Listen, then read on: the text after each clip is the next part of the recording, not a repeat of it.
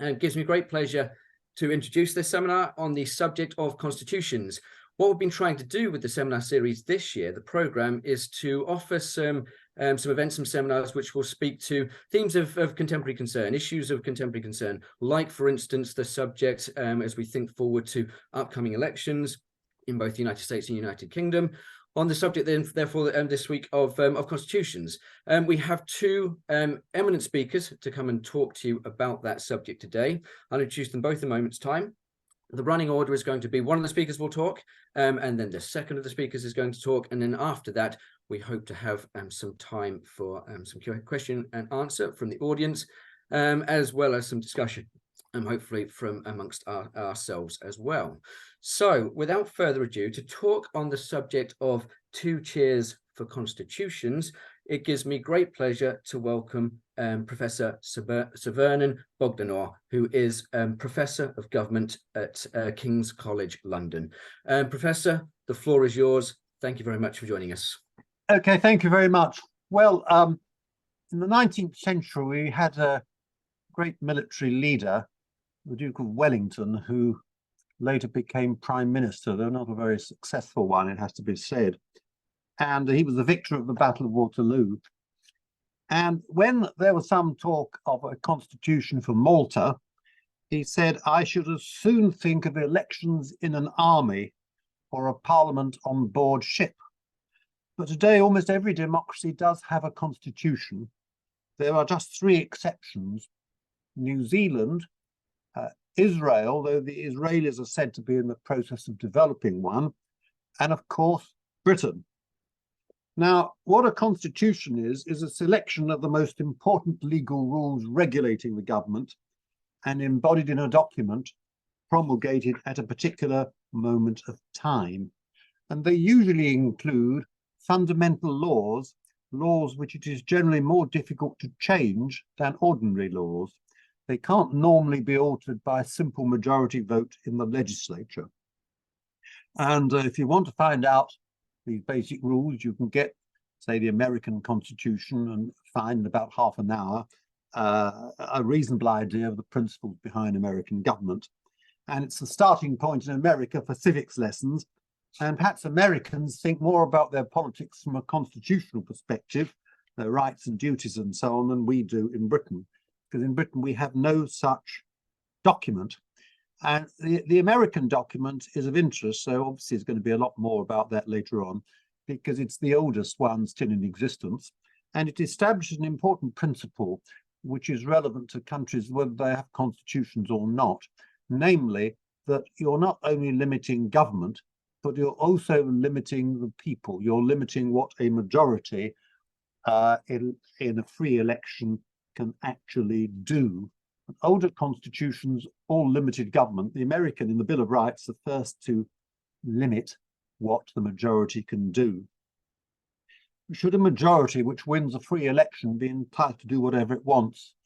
Now, if you lived in Iran, which fortunately we don't, the Ayatollahs would say yes. But the American Constitution and most others that have followed their example say no, because we know what a 19th century thinkers like Tocqueville have predicted, that a democracy can be as despotic, if not more despotic, than a traditional authoritarian government.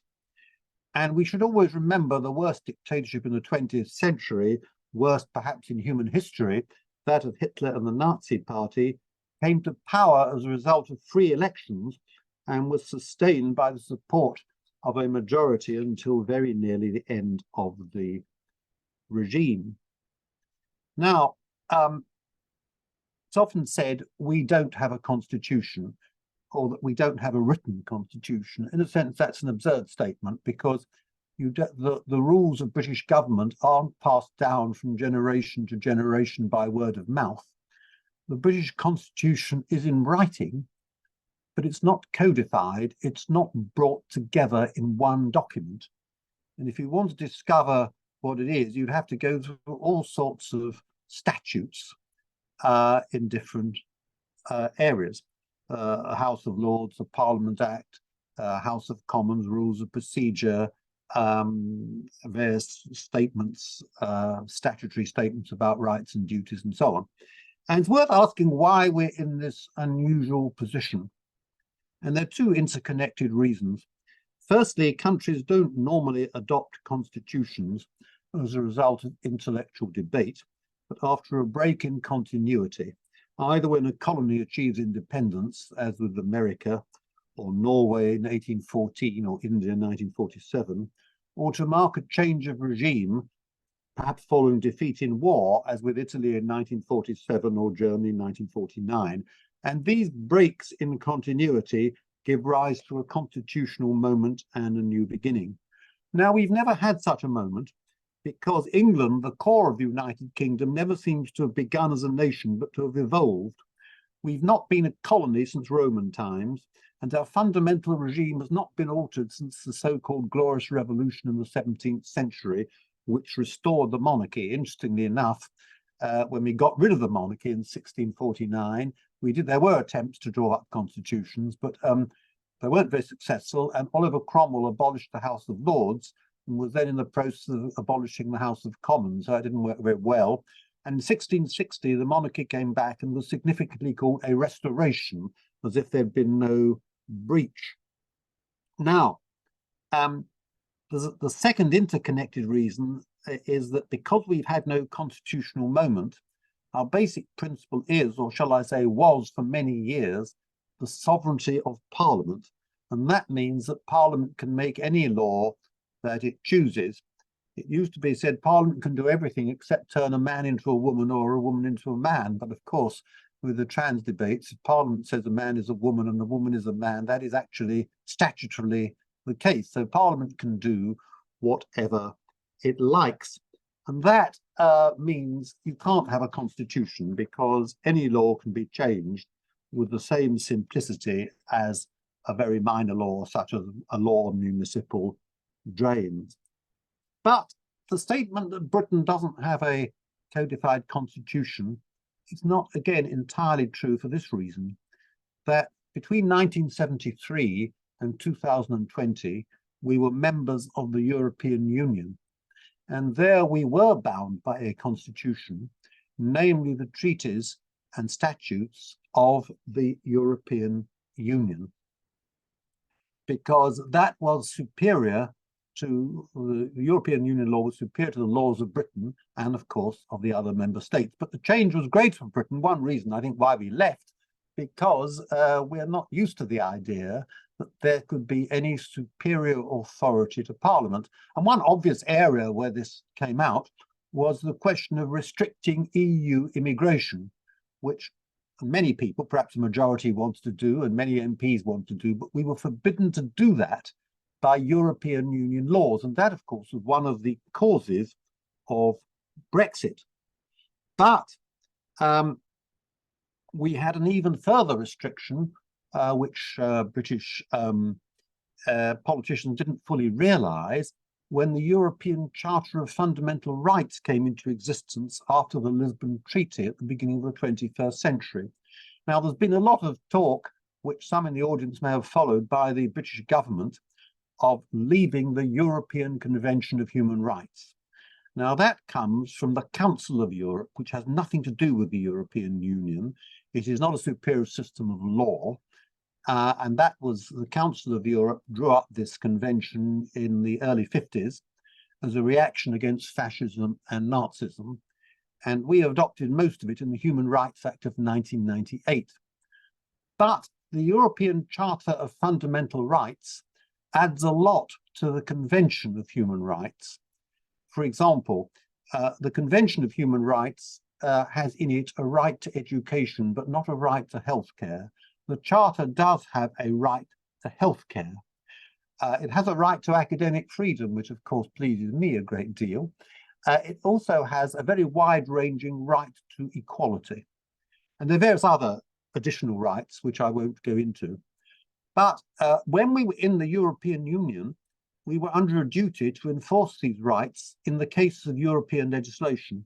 And there was a landmark case, not known as well as it should be, in 2017, the Benk-Harbouch case, which has the same significance as the famous Factortame case in 1991, because the Factortame case was the first case in which the courts in Britain set aside part of an act of Parliament. You may remember I said Parliament could do anything it liked. Now, when we were in the European Union, it had to be qualified. Parliament could do anything it liked as long as it didn't contravene European Union law, because in 1991, the courts said that part of the Merchant Shipping Act, which restricted the rights of Spanish fishermen, was not in accord with the European Union and had therefore to be disapplied, in other words, struck down. Now, in 2017, in the Benk-Harbouche case, the courts went even further. Now, Ms. Benk-Harbouche worked in, I think, the Sudanese embassy and claimed they weren't paying her the minimum wage and various other conditions weren't being met of work. And the Sudanese embassy said, well, under the Diplomatic Immunity Act of 1978, they were immune from such a case. Now, the courts said, but look here, the Charter of Fundamental Rights says everyone has a remedy if their rights are not met. And therefore, we're going to strike down the relevant part of that act too. And that was the first time in British history that part of an act of Parliament was struck down because it went against human rights. And that's a very important principle. So European entry into the European Union had a very fundamental effect in Britain, because it shifted power not only from Westminster to Brussels, as everyone knows, and people talked about taking back control, but it shifted power away from the legislature and executive to the courts. It gave judges much more power. And I'm sure we're going to hear about America. Judges in America have a considerable amount of power through the Bill of Rights and the Constitution interpreting it. Now, our judges gained a lot of power from the European Union. There was a shift of power towards them. They were under a duty to apply European Union law, even if it went against Parliament. Now, of course, we've left the European Union, and that implies a shift back away from the judiciary, back to the executive and the legislature. Now, we are, for the moment at least, adopting all European Union law until the government decides whether they wish to keep it, modify it, or get rid of it entirely, repeal it. But we are not adopting the European Charter for the reason the government gives. It goes against fundamental rights. And this is, I think, very fundamental, because we are, I think it's the first time a country has disentrenched itself from a major international rights regime. And it's the first time, I think, actually, as well, that a country has moved from a written or codified constitution to an unwritten or uncodified one. We often hear cases of countries which didn't have constitutions developing one. We don't often hear of constitutions which have countries which have constitutions as it were getting rid of it, which is what we did when we left Europe. And it has the paradoxical consequence, which some people like, that our rights depend on members of Parliament. Now, the other 27 member states of the European Union, as well, of course, as America and many other countries, in those countries, their rights depend on judges and the courts. In Britain, our rights depend on members of Parliament. And I'd like to ask the question, which I'll leave to the audience to answer, of whether our members of Parliament are so much more sensitive to human rights than the legislators of other countries that they should be entrusted with those particular rights. And I leave that for people to answer for themselves.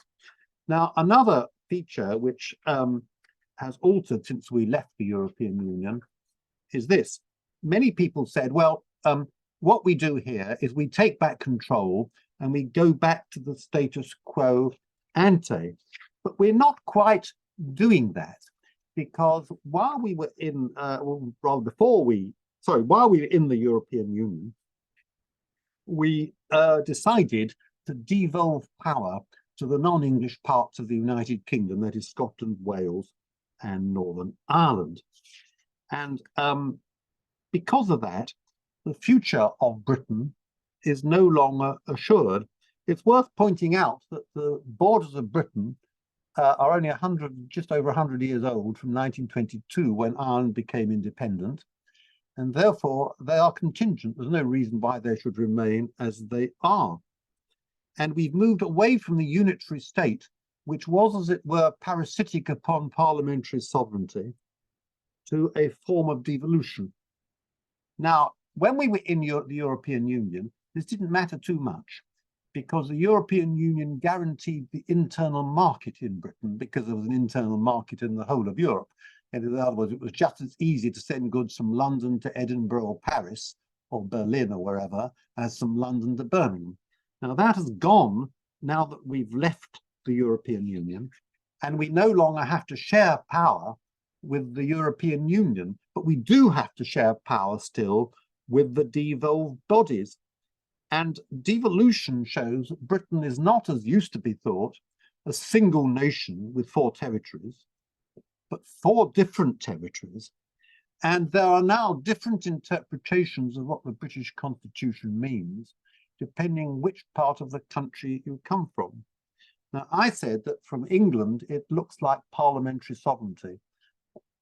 The Northern Irish don't believe that.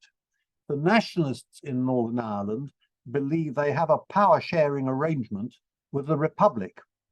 But although Northern Ireland is still part of Westminster, and therefore the doctrine in theory of sovereignty of Parliament should apply, by convention, things shouldn't be done to offend the nationalist community there, and therefore their guarantor is the Irish Republic. The Unionists believe that they are to be loyal to Westminster only as long as Westminster preserves the Union.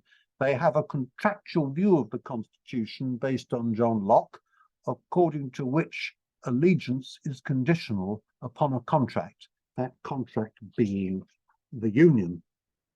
Now, in Scotland, the Scots believe not in the sovereignty of Parliament, but in the sovereignty of the Scottish people. And that was more or less conceded when we agreed in 2014 to have an independence referendum on Scottish independence. Independence for Scotland didn't depend on a sovereign parliament. It depended on whether the Scottish people wanted it. They decided then they didn't, but of course in future they might decide they do want it. And so that is another different view of the Constitution, that what is sovereign is the Scottish people. Now, the Welsh favour a quasi-federal arrangement for Britain. That is that if the 3 parts of the 3 devolved bodies agree on anything, they should have a veto over Parliament. Now, the government didn't agree to that because they say it goes against the principle of parliamentary sovereignty. Now, I think there's a saying in America that where you stand depends on where you sit. And in Britain, that's becoming true. What you think of the British Constitution depends on whether you are English, whether you are Scottish, whether you are Welsh, or whether you are Northern Irish. There are different understandings. And they came to a head when the British government had to deal with replicating an internal market in Britain now that we've left the EU. Because in the devolution legislation, things were devolved which might not have been devolved if we hadn't been in the EU. For example, agriculture and fisheries were devolved. But in a sense, the devolution was pointless because most agriculture and fisheries was decided in Brussels, not in Westminster. So there was, in effect, no devolution. Now, leaving the EU, you may think, well, in that case, agriculture and fisheries should go to Scotland, Wales, and Northern Ireland. But the British government said, quite reasonably in my view, if you want to keep an internal market in Britain, you can't have 4 different systems of agricultural subsidy, particularly if you're negotiating trade agreements with, shall we say, the Americans, where obviously agriculture is an important element. You must be able to deliver. You can't say, well, the Scots have a different view. So they had to retain some powers which were in theory devolved. And that did, as you can imagine, lead to trouble. Court cases, rather similar in some ways to a federal system, the courts had to decide, and they did decide, as goes with the law, that after Westminster is sovereign, it can do what it likes. But it didn't help relations between London and Scotland in particular. Now, I want to conclude with the 2 reasons I give why we should only have two chairs for constitutions. The first is the actual working of a constitution depends not so much on the law as upon political forces and the configuration of parties and electoral behaviour. For example, Our cabinet system works in a very different way when you have a two-party system with clear majorities than when you have, for example, hung parliaments or coalition governments or minority governments. Our electoral system, the first past the post system, works very differently in Britain from what it did in Northern Ireland between 1921 and 1972, when we had a devolved parliament elected not as the present Northern Ireland parliament is by proportional representation, but by first past the post, because then you had a permanent Protestant majority. So there wasn't any alternation of government, there was Protestant domination and some discrimination against the Catholic community, the nationalist community, primarily in housing and education. So the first past the post system works very differently in a country or area of a country divided by religion and identity than in the rest of Britain, which isn't so far so divided. My second reason is that constitutions and institutional forms alone are not sufficient to protect human rights. To take an extreme example, Germany's Weimar Constitution of 1919, which Hitler repudiated, contained much of the institutional paraphernalia of modern liberal and social democratic thought. Everything liberals and social democrats want in the British Constitution was there in the German. It had proportional representation, a federal system of government, judicial review of legislation, and provision for referendums. But they proved useless against the determined assault of Hitler and the Nazi Party. Now, my conclusion to that is not that constitutions can't help to protect rights, because after all, no system of security will protect us against a really determined burglar, a professional, shall we say, a Professor Moriarty of crime. It won't stop them invading our house. But we nevertheless lock our doors when we go out. And similarly, even a perfect constitution will not deter, shall we say, a Lenin or a Hitler. Doesn't mean we're better off without one, but we shouldn't idealize them. Constitutions offer limited protection. They did not really offer protection for the Afro-Americans in the United States until the 1965 Voting Rights Act. They didn't protect very well those without property or women or indigenous peoples. So I think we need to have only two cheers. And what is important is to create the habit of mind that sustains democratic and liberal government. And it's much more difficult to alter a habit of mind than to alter a constitution. And I leave you with another question of how we're to create that habit of mind and what in fact it is. So the condition of society matters as much as constitutional and legal rules. And we should remember that the great writer on the British Constitution, A.V. Dicey, who wrote a famous book called The Law of the Constitution, wrote another book entitled Law and Public Opinion in the 19th Century, and he thought this book was an essential complement to the law of the Constitution, because the protection of human rights and government depends not only on laws and institutions, but upon a spirit favourable to human rights. And I therefore leave you with the question how we create and maintain that spirit. And I'm sorry, I've probably gone on too long, for which I apologise. Thank you. Many thanks, Professor, for that wonderfully fascinating and wide-ranging talk. Really interesting. I'm sure there's lots of food for thought there amongst our audience. We're going to move straight on to our second speaker now. Gives me great pleasure to introduce Dr. Grace Mallon. Grace will be known to several of you because she's given various presentations for us before on the Sulgrave Seminar Series. Dr. Mallon is Kinder Junior Research Fellow in Atlantic History based at the RAI and University College, Oxford. She took her DPhil in 2021, and she's formerly Executive Director and Visiting Assistant Professor at the Center for Constitutional Democracy at Utah Valley University. Dr. Mallon, the floor is yours. Thank you so much, Sam, and thank you to Professor Bogdanor. Thank you to Sam and Sulgrave for inviting me to speak. What a stimulating event to be a part of.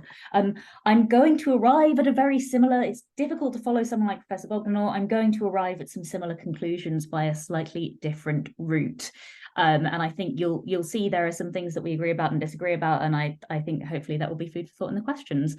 As Sam has sort of indicated, I'm a historian of the United States in the Age of Revolutions, and my research to date has focused on the creation, interpretation, and most centrally, the implementation of the US Constitution in the late 18th and 19th centuries. The point of origin for the reflections I want to share with you today is the presumption of difference between the British and American constitutional systems, with which I've regularly been confronted since starting out as a historian of American constitutionalism who has an English accent. Drawing on a long scholarly tradition, I want to use this talk to interrogate some of those presumed differences, and particularly these two. First, the idea that the major difference between the British and American constitutions lies in the codification or writtenness of the US Constitution and the absence of codification in the British case. And second, the belief that the British system is much more reliant on custom or convention than the American. Because I'm not really a specialist in the British system, as will become painfully clear to those of you who are, the purpose of this comparison is really to draw conclusions about the United States and confront what I think are some popular misconceptions about its constitution. It's commonly acknowledged by scholars that there are substantial connections and indeed similarities between the British and American constitutional systems. Both are common law constitutional systems in which the rule of law is taken to be foundational to social order and the protection of individual rights. The American constitutional system is to a large extent a small r Republican adaptation of the small c constitution of the early modern British Atlantic Empire, whose designers were not only forced to accommodate some of the existing arrangements left behind by the empire, but also actively sought to replicate certain aspects of Britain's domestic constitutional arrangements. They were forced, for example, to accommodate governmental multiplicity, the fact that there were multiple provinces, all of which had their own legislatures and very much wanted to legislate for themselves in a number of key policy areas. At the same time, despite their rejection of both monarchy and aristocracy, Americans intentionally adopted the idea of the mixed constitution, in which a polity is governed by a mixture of popular, aristocratic, and monarchical elements. Individual American states adopted the English common law at the time of their separation from the empire, and English precedents still play a key part in American judicial decisions. Lots of connections, lots of overlap, all very much acknowledged by historians, political scientists, and legal scholars. But the differences are even better known. The difference between the British and American constitutional systems, which has embedded itself most firmly in the popular imagination, has to do with codification. The United States, as Professor Bogdanor has already mentioned, has a codified constitution, a document that has Constitution written at the top that you can buy in a little booklet or pull up on a web page on your computer if you Google the words US Constitution. This is not the case for the Constitution of the United Kingdom, which is something Americans find endlessly titillating. When I'm in the US and chatting with Americans, far from just hearing that the UK doesn't have a codified constitution or a written constitution, I've actually been told on more than one occasion that the UK doesn't have any constitution at all. And as we've already heard, this claim has kind of a long pedigree. Another purported difference, which is similarly liable to parody, is the idea of constitutional custom or convention. While the American system is taken to be the result of reflection and choice, to borrow a phrase of Alexander Hamilton, the British system is often presented by contrast as a higgledy-piggledy accumulation of centuries of practices or conventions which, out of blind cultural conservatism, we have neglected to do away with in the face of the relentless onward march of progress. Some of you will recall moments like the attempted removal of the silver mace, the symbol of royal authority, from the House of Commons in 2018, which have come to represent the antiquated silliness of British constitutionalism, particularly for our American cousins. For the remainder of my time, I want to dig into how both of these purported attributes of British constitutionalism can also be seen from certain angles in certain lights in the American case, and what their appearance might help us to understand about the American constitutional system as a whole. So on to unwrittenness. What's the real difference between written and unwritten constitutions? Professor Bogdanor has already beaten me to the punch a little bit here. What technically makes codified constitutions different is that, while in the United Kingdom, certain laws passed by Parliament ascend to the status of constitutional law on the basis of their subject matter, how they're treated by later parliaments, judges, etc., and also their cultural significance, how meaningful they become for the political community at large, in the United States, constitutional law is created by an entirely separate process. The Constitution itself was drafted not in an ordinary legislative body, but in a separate body called, confusingly, a convention. And in order to become law, to become a governing document, it didn't just have to be approved by a majority of members of the convention, it also had to be ratified or approved by a supermajority of state-level ratifying conventions. The ratifying conventions, again, were elected and organized separately from the regular legislatures of the states. In other words, the making of the Constitution was, by design, entirely separate from the normal legislative process, setting it very clearly apart from the general body of public laws. Another great technical difference signified by the writtenness of the US Constitution is the extremely high barrier to amendment imposed by the text itself. The British Constitution is commonly spoken of as extremely flexible because it can be changed if Parliament amends or repeals existing constitutional law or passes a new law that adds to the existing body of statute. And I think judges obviously play some role here as well. Checks on constitutional flexibility in this country, in my understanding, come from politics. The extent to which an individual party is able to acquire a mandate, or the extent to which a majority support exists in this age of referendum, for large-scale constitutional change. And in turn, flexibility is checked by education and culture, the extent to which the people at large, and MPs in particular, acquire a sense of respect for, a sense of the continuing utility of, the existing body of constitutional law and practice. The considerable inflexibility of the US Constitution is demonstrated by the fact that in the course of 236 years, the document has been officially amended a total of 27 times, starting with 10 amendments in the form of the Bill of Rights ratified in 1791. The most recent amendment was ratified 31 years ago in 1992. For a proposed amendment to pass, and many amendments have been proposed, it must achieve the support of 2/3 of members of both the House of Representatives and the Senate and be ratified by legislatures or conventions in 3/4 of the states. To achieve such a high degree of consensus on almost any issue seems like an impossible task in today's political climate. So the writtenness of the US Constitution comes from these factors. But despite these special and intricate processes, it's curiously much less clear than it might be which texts carry the weight or have the force of constitutional law in the United States. For one thing, something I've noticed as a student of the late 18th and early 19th century United States is that certain founding era documents have at different times had a kind of quasi-constitutional status. I'm thinking here especially of the Declaration of Independence and the Articles of Confederation. In Abraham Lincoln's view, the language of the Declaration, all men are created equal, famously expressed the moral purposes for which the American Union had been created and provided a lens through which the Constitution must be read.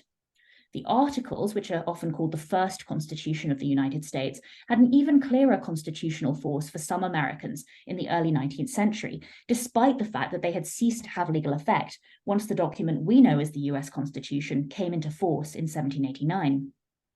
In making constitutional arguments, figures like US Senator James Jackson of Georgia and South Carolinian statesman John Calhoun, who was vice president, treated the Articles as if their language had direct implications for the meaning of the Constitution then in operation, treated them almost at times as if they were still in force. Not only is there an ambiguous relationship between these early documents and the Constitution itself, but one of the striking things about US constitutionalism is how much of the law that has to do with constitutional arrangements in the traditional sense, the organization of government and political rights, exists only in statutory form and is, technically at least, entirely subject to the whims of successive Congresses. As many of you will know, particularly in light of recent debates during the Biden administration, both the jurisdiction of the US Supreme Court and the number of justices who sit on its bench are governed, at least in part, by statute. What's also striking about that particular case is how the same forces that stabilize British constitutional law, vested interests, partisanship, the cultural power of certain existing arrangements, can help to invest statute law with constitutional force in America. President Biden's tentative steps towards packing the court, adding seats to the Supreme Court bench that he could then fill with lifetime Democratic nominees, was not only a victim of Republican opposition, but also, it seemed to me, a general reluctance among political stakeholders to overturn arrangements that felt entrenched. Speaking of the Supreme Court, we're all aware, as Professor Bogdanor already mentioned, of the considerable power that institution holds to define constitutional meaning, often for overtly political ends. In other words, the problem is perhaps less that the political order of the United States is straitjacketed by a fairly short and ambiguous 18th century text than that it is in thrall to a very small group of judges who are empowered to make serious and far-reaching choices about government policy. In places, the court has imposed such intricate interpretations on certain clauses of the Constitution that no ordinary reader encountering the text for the first time could possibly imagine that those words could be taken to have that meaning. I think the Commerce Clause is a particularly bewildering example of that phenomenon for the new initiate, and indeed sometimes for the old hand too. As many of you may know, the Commerce Clause simply says that the federal government has power to regulate commerce with foreign nations and among the several states and with the Indian tribes, but it's become essentially the source of contemporary federal power to regulate in many policy areas that were formerly considered to fall within the purview of the states. By the same token, the court and Congress have ignored some clauses altogether, neither putting them into effect through legislation nor deciding cases on the basis of their terms. The Ninth Amendment is the traditional example of a forgotten clause. It reads, "The enumeration in the Constitution of certain rights shall not be construed to deny or disparage others retained by the people." So the Founding Fathers did think about this problem of, if we enumerate certain rights, will that mean that the other rights are taken to be excluded from the Constitution? But they were saying no. Nevertheless, it's not really being used by the Supreme Court, despite the fact that many would argue it has great salience for contemporary debates around things like same-sex marriage and abortion. What I hope I've been able to show you in this reflection on writtenness is that the body of text that structures and organizes American political institutions extends a long way beyond that 4,500 word document with Constitution of the United States written at the top. While that text is written in fairly plain language, there's evidence that it was designed to be accessible to the ordinary citizen in a way that the Constitution of Great Britain in the late 18th century perhaps was not. It came to be surrounded, not unlike its British counterpart, with a maelstrom of other documents, some simple, many highly technical, which came to inform its legal meaning. I think when we arrive at this understanding, we can see that the codification of the US Constitution is a more complex phenomenon than we might initially imagine. In thinking about writtenness and what having a written constitution in the American sense really means for the relationship between the text and the constitutional order at large, we've already seen some examples of how long-standing ways of doing things begin to acquire constitutional force. That's essentially what a convention is, an unwritten customary way of doing things within and between political institutions that does not have the force of law per se. There's no penalty at law for breaching a convention, but the upholding of which is considered to be fundamental to the integrity of those institutions. Boris Johnson could not be prosecuted for lying to Parliament, but he could be investigated and effectively censured by Parliament when it was found that he had lied. So the idea that an MP must not lie to Parliament is a classic example of a convention in the British context. And what about the United States? Is there anything parallel there? Something that would have struck the people I study as being an important constitutional custom was that no one should hold the office of President of the United States for more than 2 terms. You might well reply that this isn't just a convention, it's actually part of the written text of the Constitution, and you'd be right. The 22nd Amendment limits the number of times a person can be elected to the presidency. But that amendment was only ratified in 1951, and it was only proposed after Franklin Delano Roosevelt had run 4 times for the presidency. So for most of American history, it was only a matter of convention that the president would hold office for a maximum of 2 terms. Thomas Jefferson was one of those who, upon reading the original text of the Constitution when it was proposed in 1787, was concerned by the possibility that without a term limit, the presidency might become a kind of elective monarchy. When he was himself urged by political supporters to stand for a 3rd term, though, he politely refused, following on from George Washington, who had also completed a 2nd term as president and refused to run for a 3rd. Together, these early holders of the office established a precedent that survived until 1940. I'm currently writing a book about federalism in the United States after the American Revolution and before the Civil War, and it's my studies in that field that have driven my interest in the unwritten and customary elements of the organization of that country's political institutions. Federalism, a system in which sovereignty or the ultimate power of legislation is divided between 2 levels of government, is something that is sketched in the US Constitution in fairly vague and ambiguous terms. What I found in my research is that American political leaders at both levels of government in the early 19th century had to develop ways of working together to allow the political order to function, implementing mechanisms for coordinating their lawmaking and law enforcement activities that in some cases achieved the force of constitutional custom. The federal government, for example, generally made requests of the states rather than issuing orders to them, something that we might think of merely as a gesture, but that in fact acknowledged certain key constitutional principles, as well as the real power of state governments in the early American Republic to help or hinder Congress and the president. Why does all of this matter? What I set out to do in questioning this term writtenness and digging into what it really means to have a written or an unwritten constitution was to interrogate something that I think is a real problem, which is the way that we use these terms as a kind of lazy shorthand for the values underlying a given constitutional system, and indeed a given society. The reason why I've heard mentioned so many times from colleagues, friends, casual acquaintances in the United States of the unwrittenness, or indeed total absence of a British constitution, is that for them, I think it subconsciously exemplifies and conveys in one fell swoop the archaism, obscurity, and conservatism of British politics and government, and in turn the indifference of British people to the rationale behind their political order, even the subservience of the subject that stands in such stark opposition to the engagement of the Republican citizen, another favourite distinction of American historians in particular. Perhaps I'm reading too much into it, but to me there is implicit in the reference to unwrittenness a certain condescension, which the political scientist Michael Foley wrote about in the 1980s as self-deprecation on the basis of reading British writings on the same topic. What I'm suggesting is that the juxtaposition of the two systems within this framework of writtenness is often a similarly value-laden new way of posing Alexander Hamilton's 1787 opposition between the accident and force underlying the British Constitution and the reflection and choice through which Americans arrived at their constitution.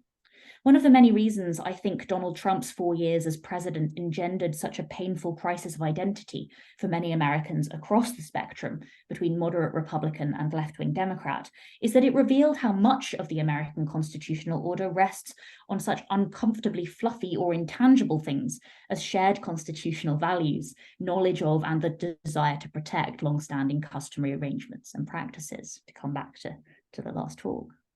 Americans were dealt a cruel shock by the sudden realization that, depending on how you want to frame it, much of the constitutional order rested on unwritten factors, or, to put it another way, writtenness does not mean what you think it means. My takeaways have to do with the question of constitutional literacy, a mouthful of a phrase that's been thrown around a lot over the last few years. What I've learned by coming into the study of the American constitutional order as an outsider is just how much it shares the vice of obscurity that is often attributed to its British counterpart. Talking about it as if it were simple, a matter of getting students to learn the 3 branches or carry a pocket constitution, does not always help the cause of teaching Americans how their system of government really works. Acknowledging the many sources of the constitutional order, its multifaceted nature, the role of custom, is absolutely necessary if a rising generation is to know what it is supposed to protect and defend, according to the famous words of the oath. Furthermore, I think toning down the value judgments around convention and custom would be a step in the right direction.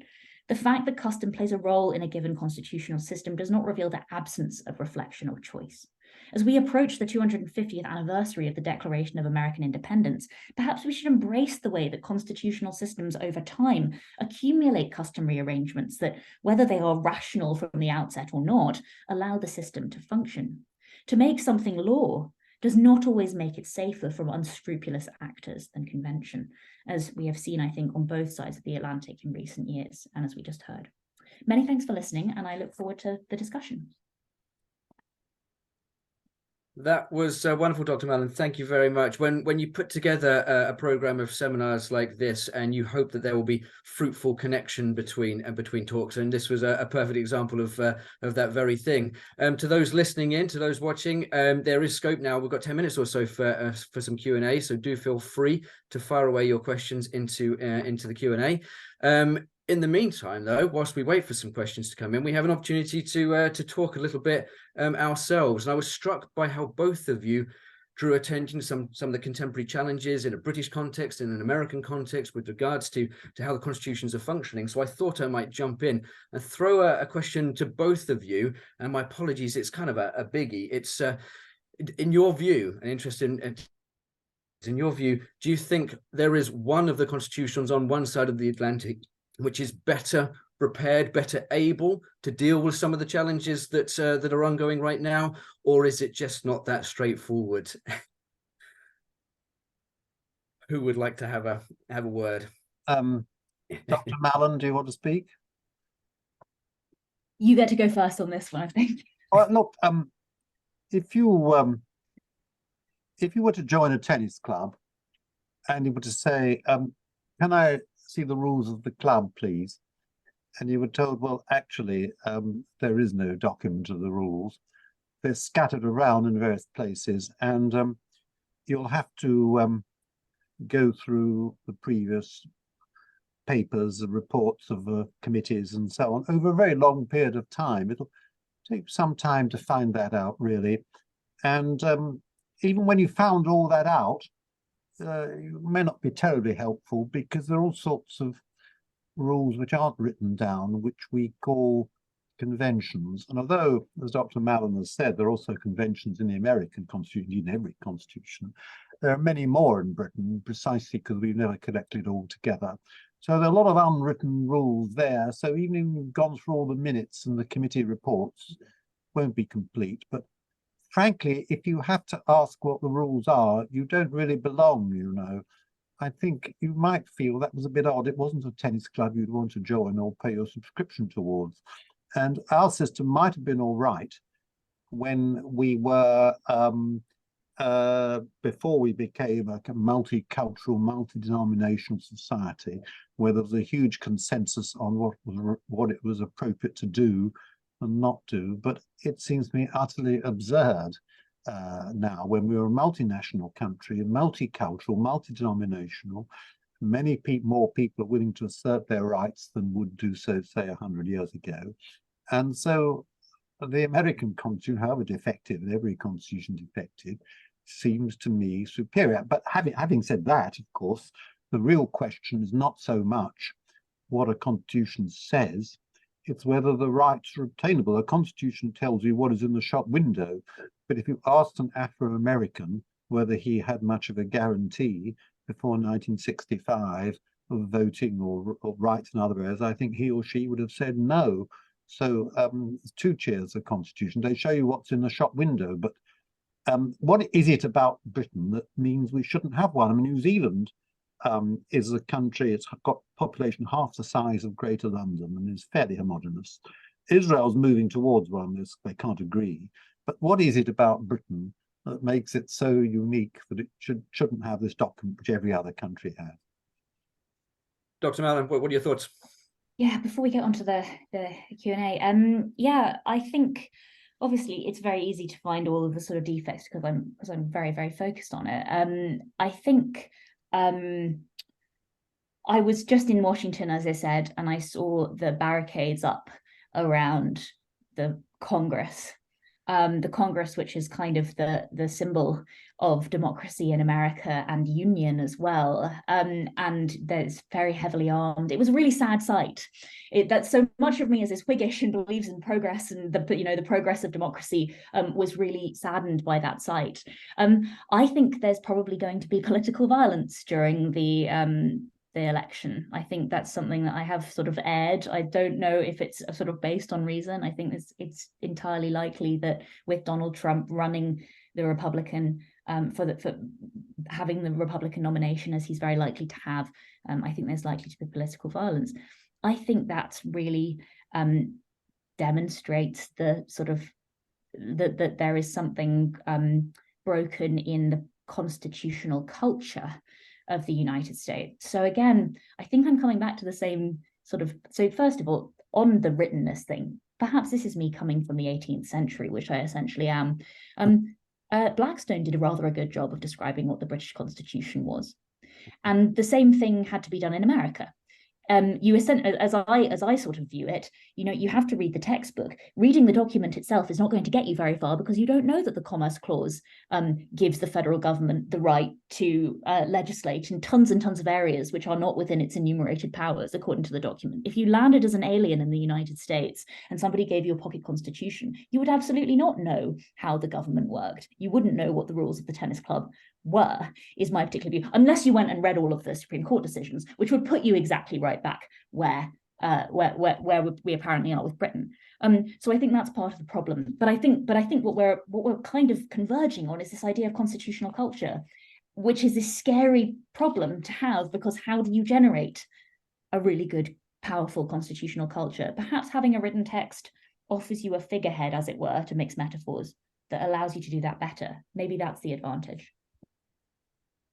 I'm just looking at our Q&A here. So we've got a question and it's actually kind of building on some of the stuff that you've both just been talking about there, but on something particular now. So Carol asks, which constitutional approach do you think is most likely to be able to deal with the new challenges of social media /trolls /dark arts campaigns to the benefit of democracy? Grace, do you want to take that one first? Sorry? So this is yeah. Which constitutional approach? Who do you want to answer first? Oh, no, Professor, you can go first if you like. Yes, go for it. No, you go first. I think one of the really interesting things about there is a genuine difference in the free speech culture of each country. The United States has a much stronger tradition of freedom of speech, I think, just generally, and it's something that they sort of they will defend to the death, your right to say some pretty abhorrent thing, or things that any one of us might find to be sort of abhorrent. Is that an advantage in dealing with social media trolls? I don't know. I think one of the things is sort of that right to free speech particularly is really contested even in the US at the moment, or what the boundaries should be. So I think the courts are sort of in favor of protecting a really, really broad right to freedom of speech. Whether that helps or hinders, I'm not really able to sort of comment on that. Well, I think Dr. Mallon made a fundamental point about the constitutional culture. There's a different way of thinking about what your rights are, and therefore what the limits of freedom of speech should be. And I think that is rather fundamental. But perhaps there's one point we haven't stressed enough, that is it right to compare America and Britain? America's a continent rather than a country, and the comparison perhaps should be with the EU, but with everyone speaking the same language. America's have vast problems, which are problems of a huge continent, and not simply a nation state like Britain, France, or Germany, or whatever. And therefore, I think we should perhaps bear that in mind. Its problems are much more complex, particularly obviously the huge problem of race, and a lot of the judgments of the Supreme Court have really been about race, even if they seemed to be about something else. And that's a problem that hasn't been here in Britain at all. Mm-hmm. Many thanks. I think we've got time for one more question. We've got one here from Stephen, who says that you both drew attention to the role of the judiciary in modern politics, and he asks if you think how can judicial overstretch be stemmed or curtailed within the respective context that you've been talking about there. Professor, do you want to take that one first? Well, that's a very good question, and I think one Supreme Court judge said our decisions are not infallible because they're final, but they're final decisions, and courts can make misjudgments as much as anyone else, but there's no real way of checking them except by legislating, which, as Dr. Mallon said, is not easy in America. It's much easier in Britain. But I think courts do need to restrict themselves. I don't want courts deciding on matters like how much we should be spending on the health service, but I do want courts to be deciding on the rights, particularly of minorities which can't get into the electoral process. And I think there's a very important principle laid down by the Supreme Court in the late 30s in its most famous footnote 4. I can't remember the precise case. Dr. Mallon, I'm sure, will know it. Footnote 4, in which it said the court should assume that the legislature and the executive also want to act constitutionally. They should restrict themselves to only 2 areas, dealing with discrete, spelled D-I-S-C-R-E-T-E, and insular minorities, that can't get into the electoral process, and also with any distortion of the electoral process itself, which makes it less fair. Otherwise, you can leave it to the electoral process to decide. Now, that would mean, I have to say, and it's probably very unpopular, I have to say it would mean that the court could not decide on abortion rights. That would be for the legislature, if you take that principle seriously. And some of the other decisions the court has made, it has no right to make. You've got the same problem, interestingly enough, in Britain and also in Israel. And it's interesting how you have contrasting attitudes, because in Israel, liberals are saying it's shocking that the government wants to restrict the rights of the court, which is defending liberal rights. In America, they're saying it's about time we restricted the rights of the courts, which is trying to restrict abortion rights for women and undermining the position of women. So you can't have them both, really. I think courts have to exercise self-restraint. I think another judge said that every other part of the Constitution is subject to some restraint. The only restraint on the court is self-restraint. Many thanks, Professor. Dr. Mallon, I know that there are technical reasons why you're going to have to leave us very shortly. Oh. But before you do, could I just get you to say a quick word on that subject? Absolutely. Yeah, no, I mean, I think, but basically we're too far gone in the American case. I mean, this has been something that people have been writing about since probably 1803, but certainly very seriously since the 1930s, that the court has assumed to itself a power which is not totally clear from the Constitution, and it's assumed to itself basically the final say. It's become the place where the buck stops, and that's partly because the rest of the Constitution doesn't really say where else the buck should stop. So yes, there is a sovereign Supreme Court in the United States, and everything else is sort of trying to do things while knowing that the buck doesn't really stop with them. And as far as, but I completely agree. I think we all, you know, that there will be moments when you think, oh gosh, it'd be wonderful if the Supreme Court could legislate essentially. And there will be moments for different sort of political interest groups, and there'll be moments when they want to sort of bring down its power. But I think the way that I think Professor Bogdanor has sort of mentioned, you know, Supreme Court self-restraint, but also the legislative, you know, legislators taking responsibility for themselves, right, or taking responsibility for trying to solve serious political problems, right, but their political careers be damned. Sometimes that's got to be, I think, the way that you keep these issues out of the hands of the court. But that's never going to happen.